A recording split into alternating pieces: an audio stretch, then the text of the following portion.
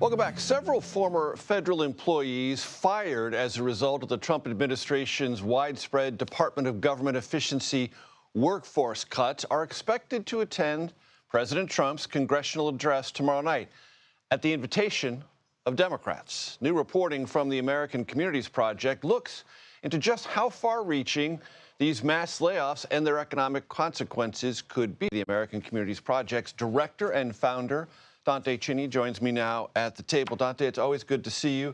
Let's talk about the composition of the federal workforce. People think it's just full-time equivalent employees. It's also contractors and grant recipients. A lot of people in our country. Yeah, in fact, we looked at it differently. So everybody keeps talking about, I think, like 2.4 million federal workers. Those are FTEs, full-time equivalents. But when you look at grant recipients, contractors, huge number, Postal Service, which they've also talked about having some reductions, right? You're getting close to 9 million people. Right. It's a lot of people. And we looked at the way it's spread around the country. So it's 9 million people, and it's not all in Washington, D.C., Maryland, Virginia. It's scattered everywhere. 80% of that federal workforce outside of the District of Columbia, Maryland, and Virginia. Yes, there's a concentration here for sure. Absolutely. That 20% ratio is higher than any other state, but that dispersal touches every state in the union. Absolutely, and even when you look at the map and you look at how it's spread out, some parts of states more than others. So, like you have a big federal agency with a satellite office in your town or your county, that can be a big chunk of employment, especially in some of these rural communities where there aren't a lot of private sector jobs. There just aren't.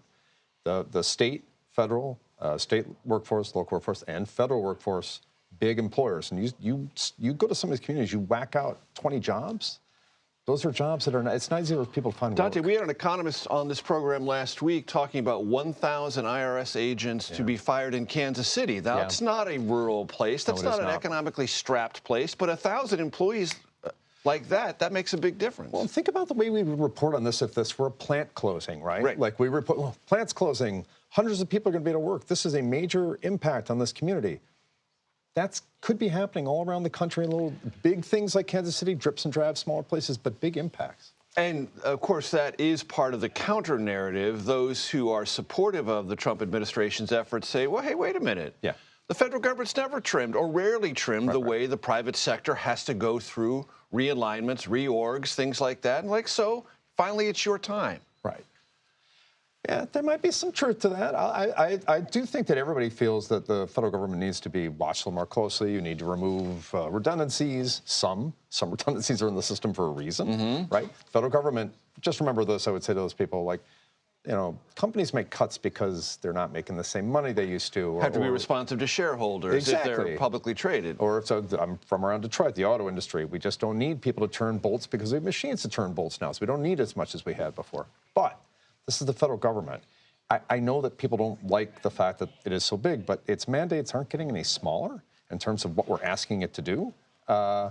And these are big changes. Look, the idea that people want cuts is one thing. The idea you want cuts this way, this quickly, and this seemingly, in a jarring way economically. Absolutely. These could have really big impacts. And you have research on this phenomena in military communities and Native American communities. So those are, when we looked at it, we have these 15 different types of county we look at.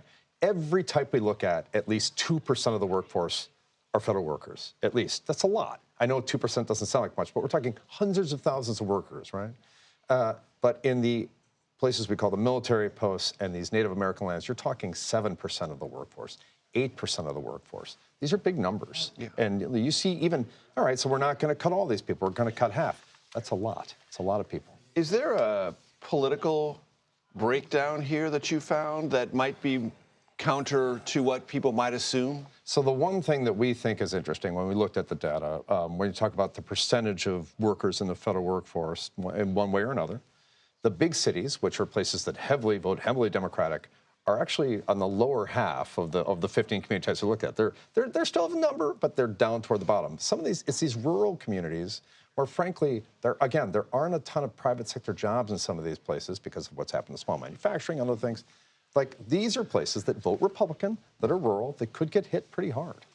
And that might have a rippling political consequence. We'll have to keep an eye on that. Dante Chinni, thank you very much for the research and the expertise.